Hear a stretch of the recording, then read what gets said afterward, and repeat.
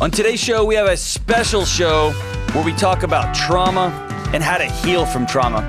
We take one call from a gentleman who was in the audience of a presentation I gave recently who wanted some specific information on how to take the bricks out of his backpack. Special show, stay tuned.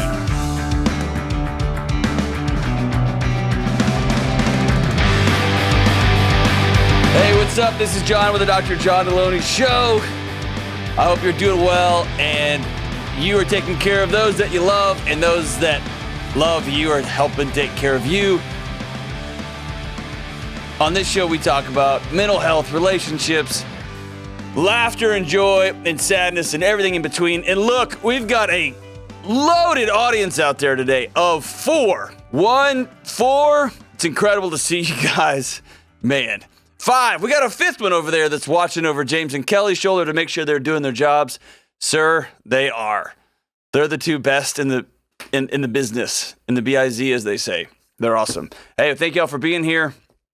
And we are glad that everyone's here. Kelly, James, y'all doing well? Yes, sir. Doing great. Yep, doing well. Sir, huh? Is that where we're at? I was feeling polite today. I appreciate that. Made me feel like I'm back at a real job. That was awesome. I'm not going to do that. Sorry. I know you're not, and I wouldn't ever expect it. I would think something was wrong if you said that. That would be weird. Hey, okay, so today we've got a different kind of show. Actually, first, before I tell you about the what kind of show we're going to do today, if you want to be on this show, we take calls about real things going on in real people's lives, and we walk alongside you. And so give me a call at 1-844-693-3291 and leave a message, and Kelly will listen to those messages and get back in touch with you and set you up to be on the show. Or you can go to askjohn@ramseysolutions.com, go to johndelony.com/show, and you can fill out the form, and we would really love to talk with you. And we get calls from all over the world about all different sorts of things. Things that I thought I'd seen it all, and I have not. So it is fantastic, and we are learning as we go. So 1-844-693-3291. So today is a special show. A few weeks ago, I went with a crew to Dallas to speak at a large event. There's a couple, 2,000 or 3,000 folks there, and man, it was cool. It was Patrick Lencioni and Jocko and former president. There was a number of folks there. It was just a really remarkable event. And I gave a talk about dealing with trauma. And the analogy I use for trauma, you've heard me use it on the show a lot, is this idea that we carry around bricks in our backpack.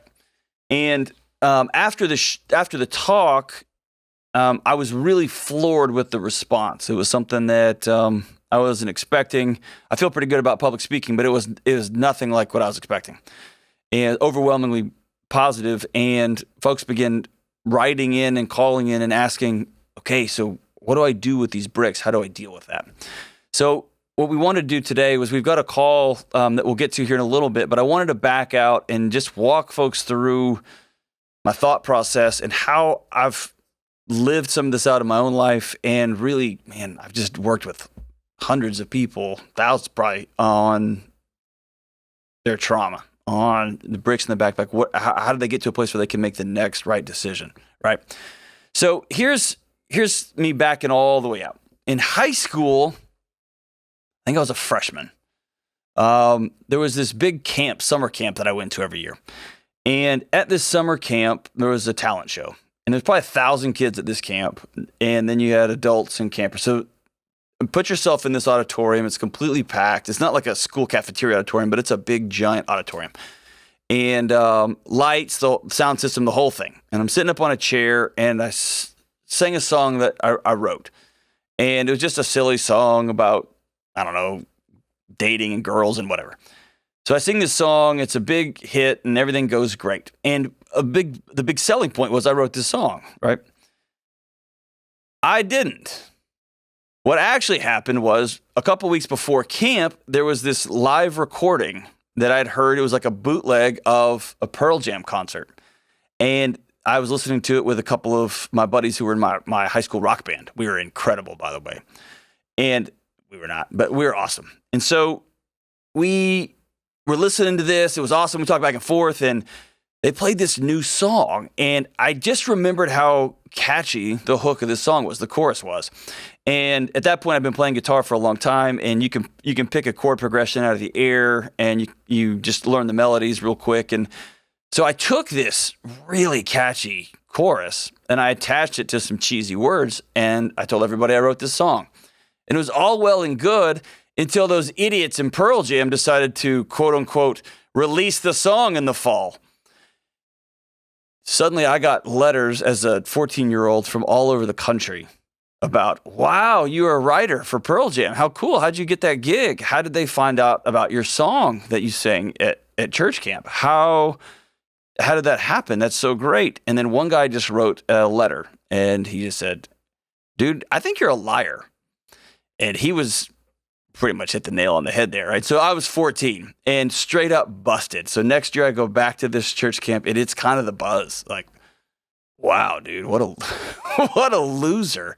And then you got to come up with, I came up with all these excuses and tried to wiggle my way out of it, right? But it was a mess. And if I back up before that, in fourth grade, I was playing tag with a girl I had a crush on. Can I say their name?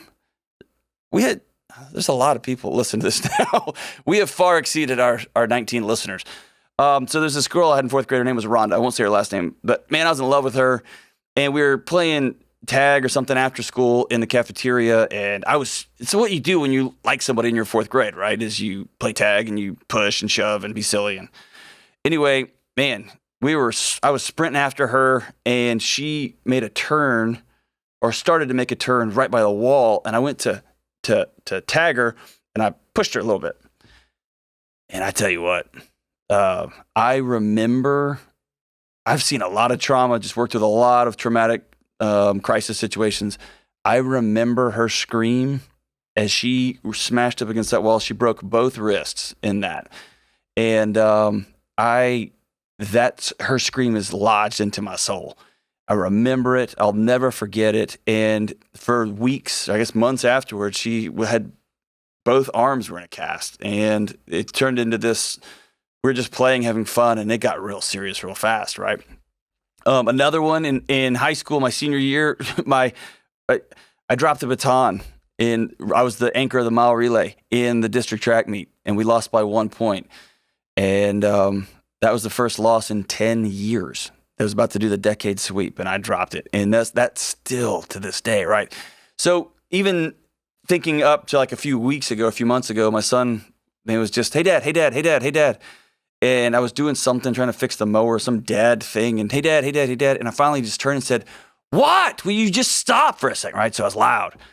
And then his eyes get big, because I don't usually raise my voice, and I don't usually snap like that. And he backed up and said, hey, sorry, dad. And then, of course, I was like, man, what an idiot, to myself, right? So I tell you those stories, right? Because my life's been this circus of bad decisions and crazy situations and wild stories. And that doesn't include, that's the ones we can tell on the podcast, right? The ones that the statute of limitations has run out on. But there was times, I lied about stuff and stole things and didn't have discipline. I cut corners and blamed other people. Man, I used to lie and steal all the time as a kid. It's one of those things that haunts me as an adult.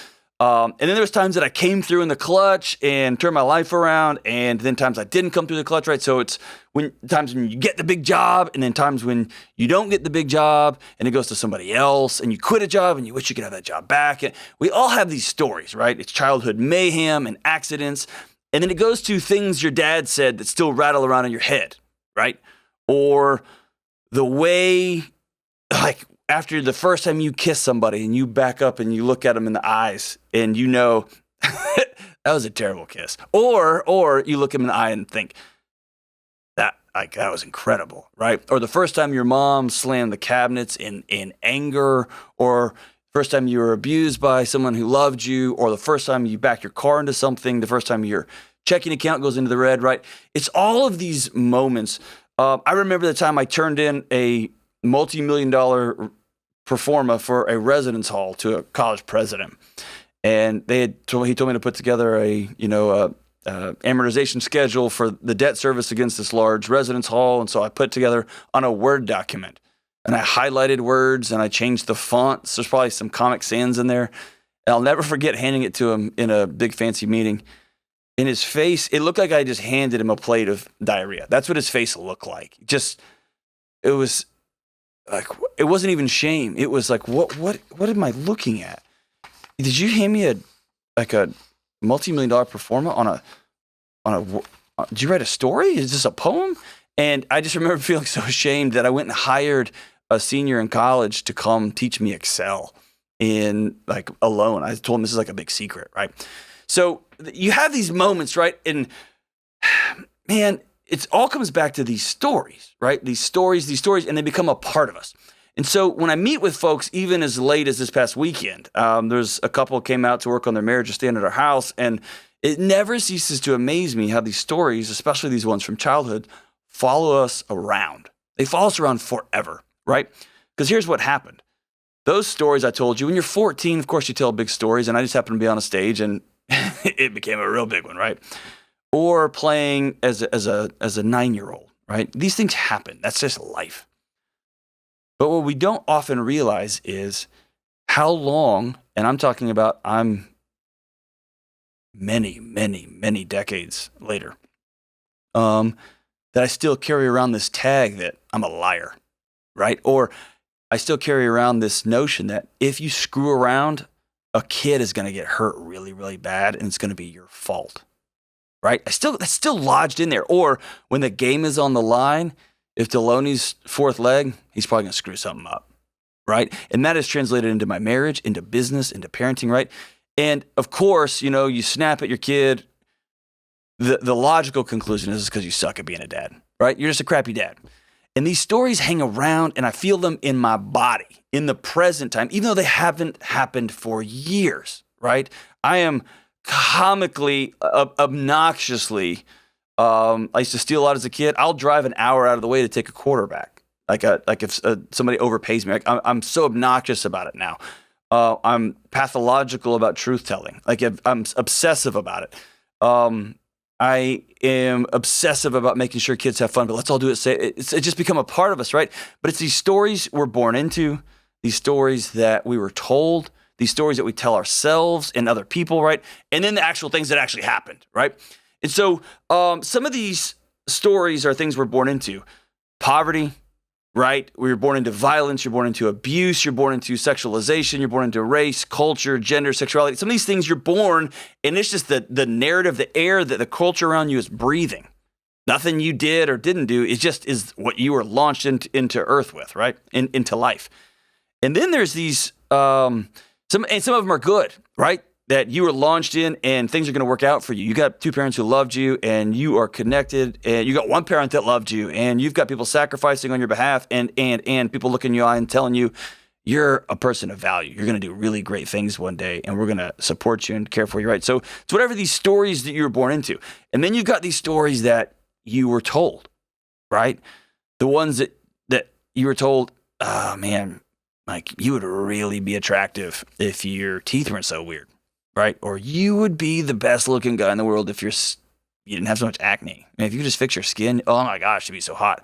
Or, right? And then that's not to mention the stories that Instagram tells you about what attraction looks like and how much sex you should be having, and that it's viewer abuse may have been your fault if you had just not fill in the blank, right? And then what happens over time is those stories morph into, this is where I think it gets really damning, is those stories that other people tell you, you start telling yourself in your own voice.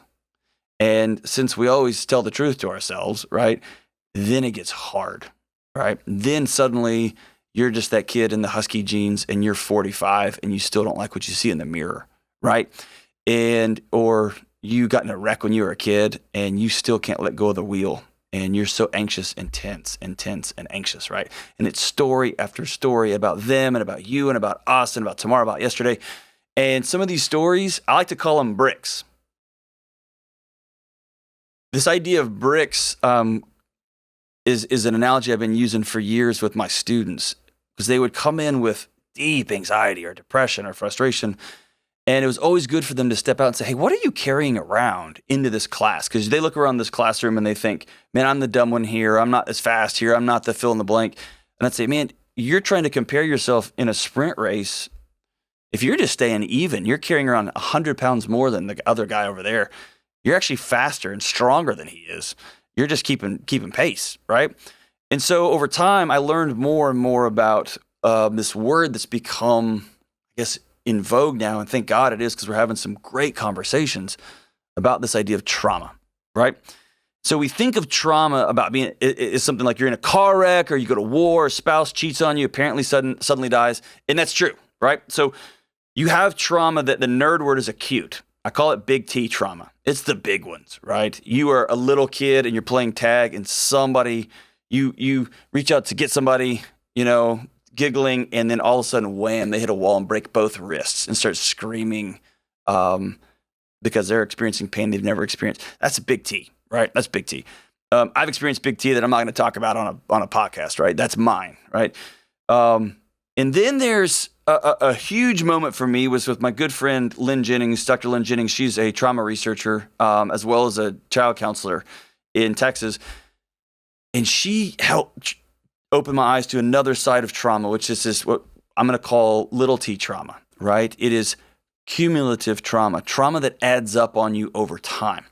And so if you think about bricks being big T trauma, right? You walk home and you find out that your husband of 7 years is cheating on you, and everything that you were anchored to is suddenly severed, or your uncle sexually abuses you and he's the guy that came over and was your babysitter and your parents trusted him and nobody listened to you. That's big T trauma. That's a cinder block that goes in your backpack for years, right?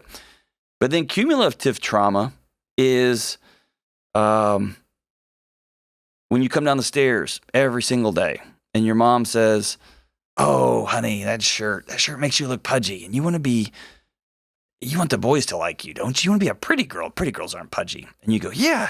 And you're 6, right? And so you go back upstairs to change.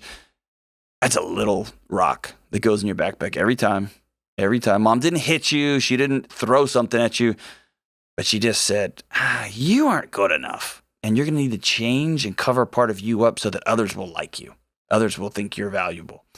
And I call those little rocks, and they go in your backpack, and over time, it's cumulative. Little T trauma adds up over time, and suddenly those same little rocks add up to the same weight as a cinder block. If you look at a public school teacher who's been teaching for 40 years, sometimes they'll literally walk hunched over a little bit, right? And so one day your counselor pulls you out of class and says, "Hey, your mom passed away." That's big T trauma, right? Your mom tells you every day, you want to be loved, don't you, right? That's little T, and it adds up, and it adds up, and it adds up, and it adds up. And ultimately, the weight in the backpack is the same, right? And so when you hear callers on this show all the time, one of the things I'm always trying to get to as quickly as possible is, what is that person carrying? What are they carrying that's making their journey from A to B harder to get to, right? So here's the deal. At the end of the day, I've started re-examining what I thought about trauma. And it's informed by Peter Levine, who we'll link to these books in the show notes, wrote an extraordinary book called Waking the Tiger. And I think that's the title of the book. Is that the title of the book? I think that is. It's Waking the Tiger. And The Body Keeps the Score by Bessel van der Kolk. And here's where they really open my eyes and help expand my definition of trauma even further. Trauma is not the event, that awful moment. And in fact, there's been a lot of studies on memory that will tell me or suggest to me that my memories aren't always so reliable. What is reliable is that my body sounds all the alarms. It remembers. And so trauma, I've stopped defining as what happened, and I've started re-examining my body for, when does my body set off alarms in the present anchored to things in the past? Trauma is anytime your body responds to a past situation as though it's happening in the present, right? So van der Kolk says that trauma is much more than a story about the past that explains why people are frightened or angry out of control. Trauma is re-experienced in the present, not as a story, but as a body reaction, right? So you may experience this when you get around you see some guy and your friend shows up and like, "Hey, this is Tom," and your body just goes, "Boo, get out of it," right? Who knows where that trauma's setting off? You may know, right? Or when I see kids running and playing, together in a cafeteria, man, my heart starts racing because my brain has been scanning the environment for the last 30 years, waiting for that moment and saying, we remember what happens when we do this. Don't do that. And so I have to then go, oh, those are just kids playing. The chances of that happening again are basically zero. They're going to have a good time. What I need to do is address my body. Or like a trauma situation, we would show up to a crisis situation where, let's say someone had been shot, and people's bodies were still responding as though there was an active shooter in that building. What we would do is we would say, hey, we need you to be present now. It was scary then, you're okay now. You're safe now, right? And so the analogy is that trauma is those bricks we carry, and you begin to go through your backpack and look at these bricks and examine them for truth, right? And so over time, of course, your knees hurt and your back hurts and you have stress, headaches. You have all these bodily responses to these things that happened to you in the past. And it could be as benign as, man, you lied and got busted when you were 14 and you took on the identity of, I'm a liar. I'm just a scummy idiot. Or it could have been that you were sexually traumatized as a kid, or you were beat up as a kid, or that coach told you, you can do anything. Or that coach told you, you're such a wimp. You'll always be a wimp, right? And so ultimately, one of the most important things I think for folks to get to is you got to know what bricks are in your backpack. You got to do that hard work of finding out what stories are in there. What stories were you born into? What stories have you told yourself? What stories were told to you? And you got to demand evidence from those stories. You got to look at them and say, is this true? Did I lie when I was 14? Yes, I did. Did I play tag with a girl and push her when she was 9 or 10 and she broke both of her wrists? I'm not going to say that. I broke them. I shoved her and she hit a wall. That happened? Yes. Does that mean that every time kids play, someone's going to get hurt? No. Does that mean I'm a guy that hurts children? No. Right? And so I'm looking at these bricks and demanding evidence.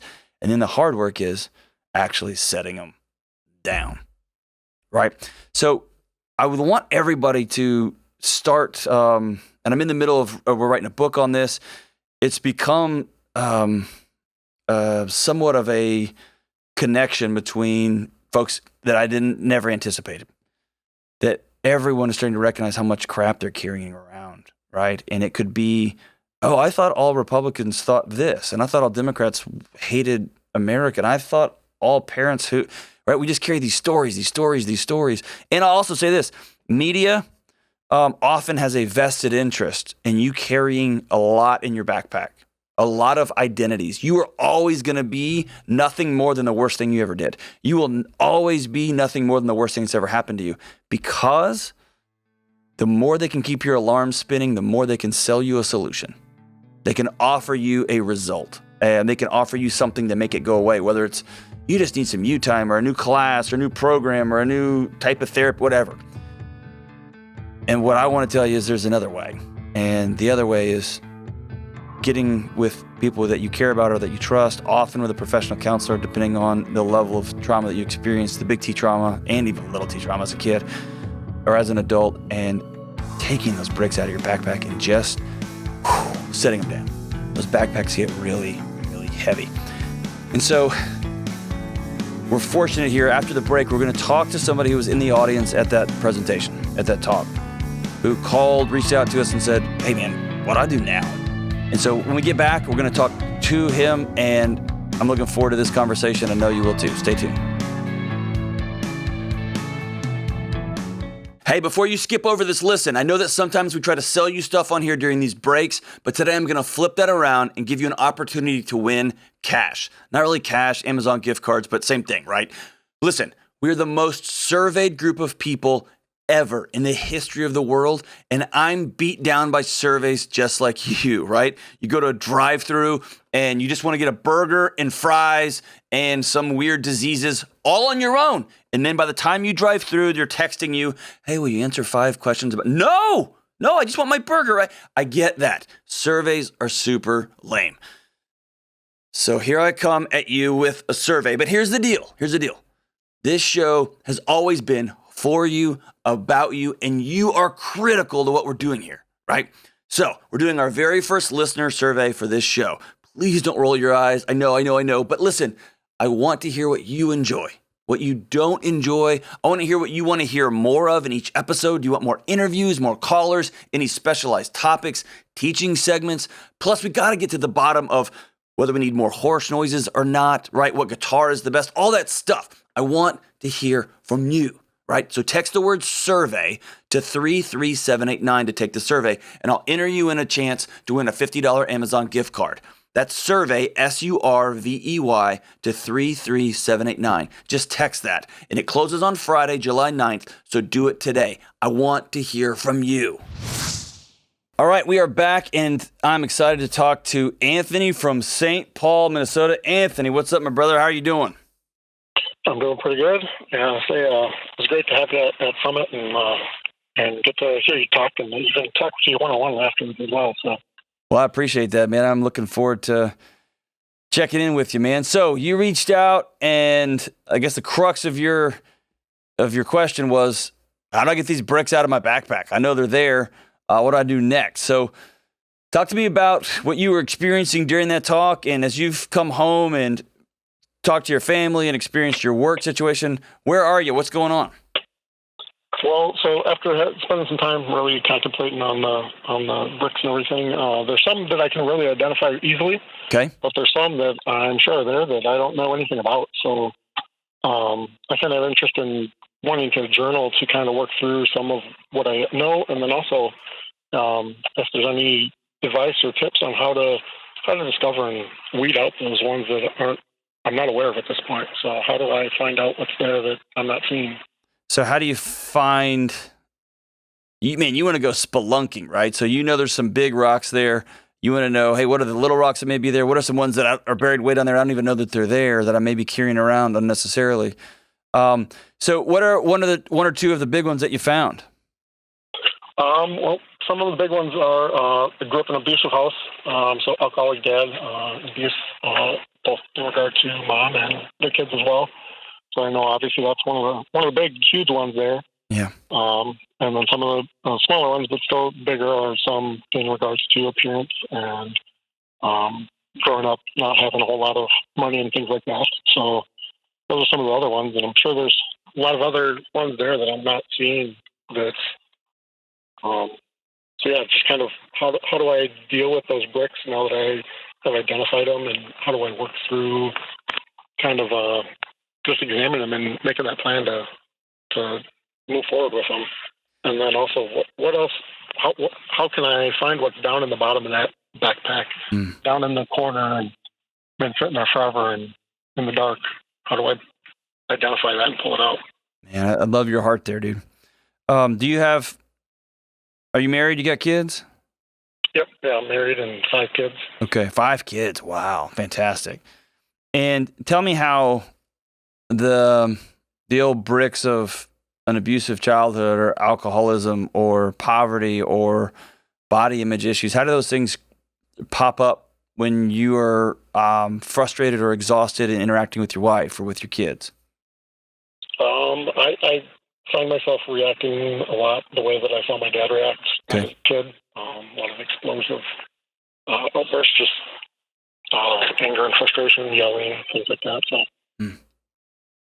So, what is that when you find yourself yelling, exploding, being angry? What comes next? Usually, it's one of two things: blame or shame. Which one for you? I feel shame after the situation's over, obviously, and I know that I didn't handle it right, and feel shame on the way that I do act. And what do you do next? Not much at this point, really. What's your go-to numbing behaviors? How do you check out? Because shame hurts bad, and most of us, especially high-performing folks like you, have a couple of go-to behaviors. I think I just shut down. I just turn inwards. I don't know. Sweets are always a hard thing for me, so I think I overindulge in that a lot. But I think I just shut down and turn inward, stuff it in. Okay. No, it's not okay to talk about. And that's kind of the soundtrack of my childhood as things as having an alcoholic dad is. That's not something we talk about. So. Okay.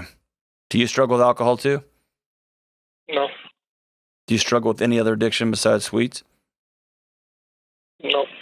No? Do you struggle with being right? Yeah. So I feel I have to be right, and I gotta know the right things. Okay. Have the right answers. And if you don't know the right thing, does that usually mean it's time to go to war? I'm going to defend my position, or do you check out then too? Yeah, I get very defensive. I'm challenged and questioned on things. So. Okay. What does defensive feel like for you? Like I feel that I need to be right, and so I really just put it up like, no, I'm not wrong, and just kind of deflect a lot of it back. And even though sometimes I know that I'm wrong, I'll still put up the fight as if I'm not. Because we're going to defend that honor, right? Mm-hmm. Okay. Number one, thanks for sharing that, man. I promise, there's millions and millions of men out there and women out there with very similar experiences and responses. So a couple of things. If you've got stories in your past that include physical abuse, sexual abuse, alcoholic parents who either weaponized their fists or I'll even venture to say equally, possibly even worse, depending on the level of physical abuse, weaponized silence, neglect, who just was that hovering presence like a bear in the living room. You knew you don't go wake that bear up. You don't talk to that bear. You just stay away. For a kid, that sort of silence can be so devastating because they think that they're the problem. In a little kid's head, why in the world would my dad not want to talk to me? Why in the world would my dad not love me enough to go play ball with me? It must be something I did. And so either kids feel so ashamed by that sentiment that they go inside their own selves, they go into their own hole, or they spend their lives trying to be seen. Whether that's spray painting something or making straight A's, but they spend their life trying to make sure dad can see me or mom can see me, right? And so if you've got that story in your backpack, on top of a story being you were born into a story of poverty, right? Which is both checking account issues and psychology, right? It's an ethos. It's a way of being. That's the way we are. And then on top of that, were you a big kid growing up? What were the body issues? No, just mostly physical appearance. Had horrible teeth my whole life and everything. So that's kind of one of the big things. So. Okay. See, I didn't hear you speak directly into the phone there. Yeah. So the physical was more just overall general looks. You didn't think you were a good-looking guy? Yeah. Okay. All right. And so then you not almost, but you have to start figuring out how you can disappear in a crowded room, right? I need to be there, but I don't want people to see me. And that stuff haunts you forever. So here's what I would tell you. Number one, those 3 bricks are enough to keep most of us busy for a lifetime. And trying to dig up any other quote unquote things that you may be carrying around for a while at least will be a distraction to working through those things. And so, man, you've got a lot in your backpack, and I would strongly recommend that you go sit down and meet with somebody that you can be one-on-one with and be honest with, a professional therapist, a professional counselor, a psychologist, that you can be one-on-one and open and honest and say some things that you've been carrying around for a long, long time. Have you ever gone to counseling and met with people over these issues? I know as a child I've done some, but not in 30 years now. Okay. So I think the season is upon you. And there is story after story after story of people who go to counseling carrying the stuff that you've been carrying, and literally they lose physical weight. Their body starts to go, whew, because you've got a kid inside of you, brother, that is still scanning the environment 24/7, 365, even when you're sleeping, for when the next shoe is going to drop. When the next person in relationship to you is going to come in swinging. When the next person's going to come in and take something from you. The next time you're going to have to move and then have to move and then have to move, or somebody puts out a cigarette on you, or whatever the thing is. There is a 9-year-old that is still scanning the environment, trying to keep you safe. And that's why you respond like a child when people threaten your honor. You come out swinging, right? And there's a child protecting you, defending you, going to war for you. And dude, that wasn't supposed to happen. That's what 9-year-olds are supposed to do. They're supposed to play a lot and have fun. And they're supposed to be tethered to mom and dad and have a safe place to be. And I'm heartbroken for you that you weren't. I'm really, you're an extraordinary man that you have been able to carry this around and have 5 kids and be a good dad and be a good business owner and be a good husband. That's a testament to how strong you are. And now you're just going to use that strength that you've developed over the years on another set of tasks, and that's cleaning this thing out. And so what I would tell you is when people ask me, how do I know? What I always want to do is I want to go to those numbing behaviors and reverse engineer that. That's a great way that's a great way that's simple for folks. So for me, let's say it's sweets. Almost 100% of the time when I have a relationship issue, I just go start eating. It's really bizarre. And I watch it happen in real time and I know what it is. And so I know that when I'm feeling lonely, when I'm feeling like my wife isn't appreciating me, when I feel like she's mad at me or I did something stupid or I feel like I failed my kids with something, I didn't fail them, but I did something I wish I hadn't said it that way. I wish I'd said it this way. I just head straight to the fridge. I head straight to the pantry. And so now I know that when I start heading there, I will stop myself and I'll ask myself this question: what is my brain trying to protect me from? And for some folks, it's alcohol. For some folks, it's pornography. For some folks, it's texting an old girlfriend, even though they've been married for 10 years. For other people, it's always getting the last joke in. Everyone's got numbing behaviors that they default to. Some folks, it may be, I'm always going to be right. I'm going to send that email back now. I'm going to take that hit of feeling good right now and fire that email back, even though it's going to cause so much crap for the next 48 hours. Whatever it is for you, find those numbing behaviors, find those explosive behaviors, and begin to reverse engineer it. Because it's when you catch yourself in that moment that you know, oh no, that's what that is, right? And most of us, most of the time, who have experienced what you've experienced, that's really, really hard to do on your own. You're going to need other people in your life, starting with a counselor, then probably with a group of guys that you can trust and be with. Another great place to start. Do you trust your wife, Anthony? Yeah, I sure do. So it'd be awesome to let her know this is coming and say, I want to talk about making some major changes in my heart, stuff I've been carrying around since I was a little kid. And I want you to speak into it because I trust you. You're the only people in the world I trust. I want you to speak into some things that you see me do when you know I'm stressed, when you know I'm hurting, when you know I'm frustrated, when you know I'm angry. And I bet she could rattle those off for you right away.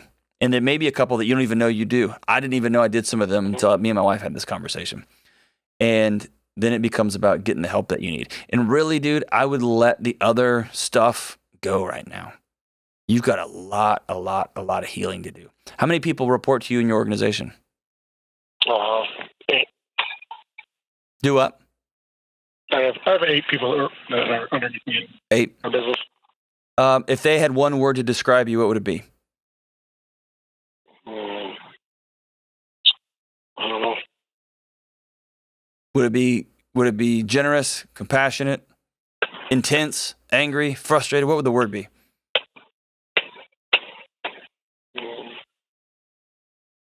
Caring. Caring? Yeah. That's awesome. That's like one of the greatest, I think it's one of the greatest things, a compliment someone can pay you. So it may be that you circle back and you give those guys permission, those men and women permission. Hey, I'm going to work on some changes. I'm going to work on putting some of these bricks that I've been carrying down for years and years. I'm going to work on putting them down, heal from some old abuse that I suffered as a kid, some old challenges. And I want to start treating everybody nicer. I want to be more plugged in with my family. I want to be more plugged in with you guys here at work, you men and women here at work. What are some things you notice? Because every boss has them, right? What are the things y'all know? Whoa, we better stay away. What are the things that take the air out of a room when you cross me? What are some of those things? Let them speak into that if you trust them.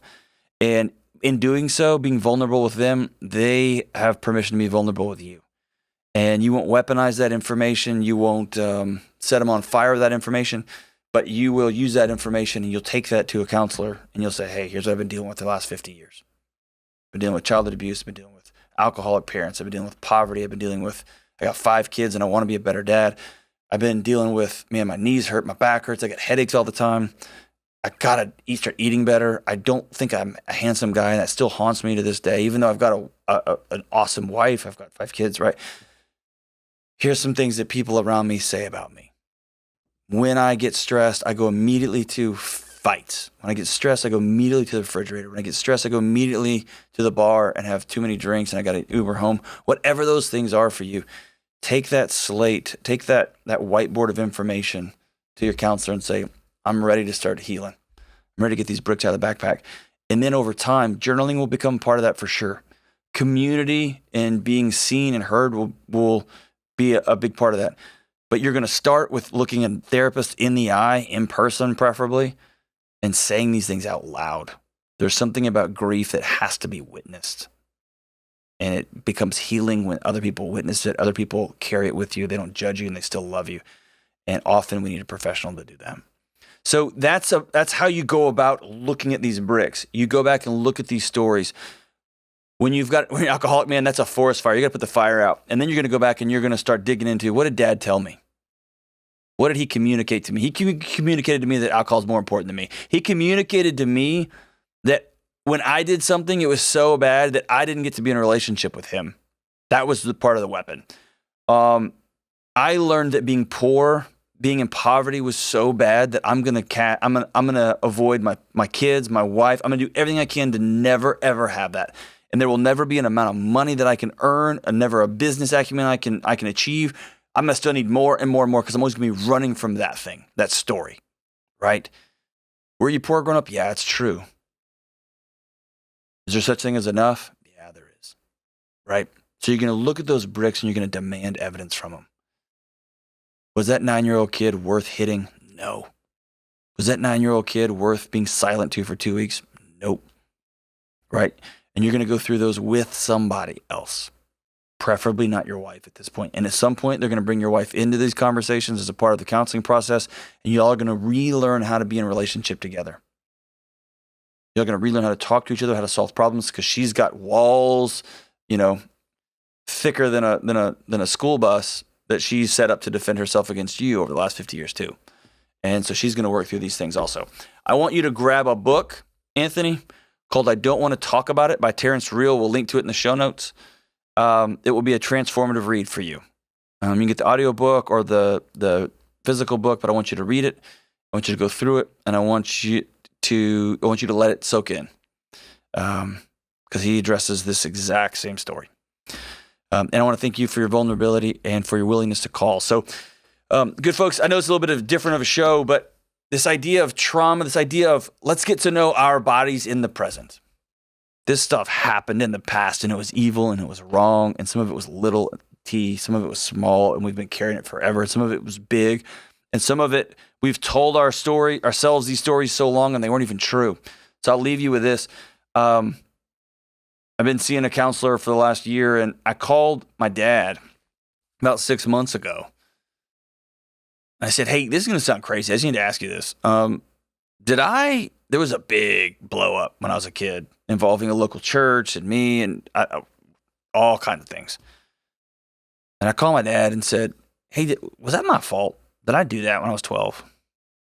And he got quiet and said, no, man. Why did you think that?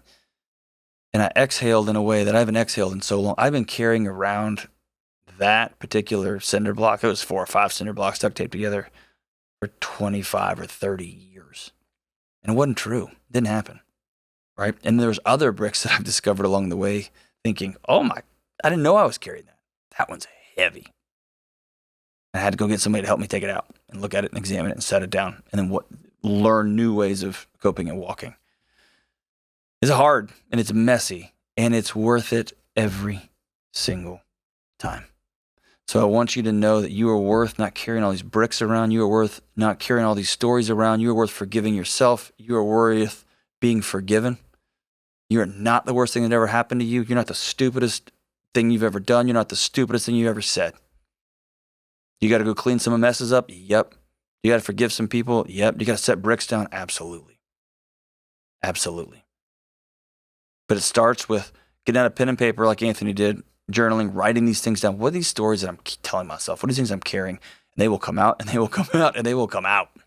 And if you got nothing, for sure go see somebody, because the other thing, you got fight, and you got fight. You got fight, and you got flight, you got running away. And then, man, when you can't fight it, you can't run, your body just goes into neutral. It shuts down.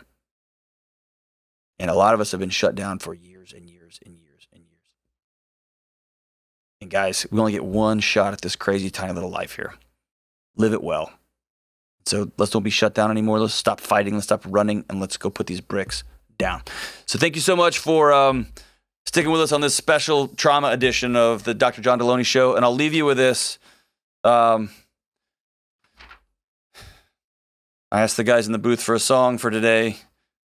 This one's a little on the nose, but I'm going to go with it. It feels icky now. Nope, we're going to go with it. Today's song, the greatest song of all time. Another Brick in the Wall, part 3. Wah, wah. Here we go. I don't need no arms around me, and I don't need no drugs to call me. I've seen the writing on the wall. Don't think I need anything at all. No, I don't think I need anything at all. All in all, it was all just bricks in the wall. All in all, you're all just bricks in the wall. What a... That's not true. You do need arms around you. You do need arms around you. That's it. You're not just another brick in the wall. This has been the Dr. John Delony Show.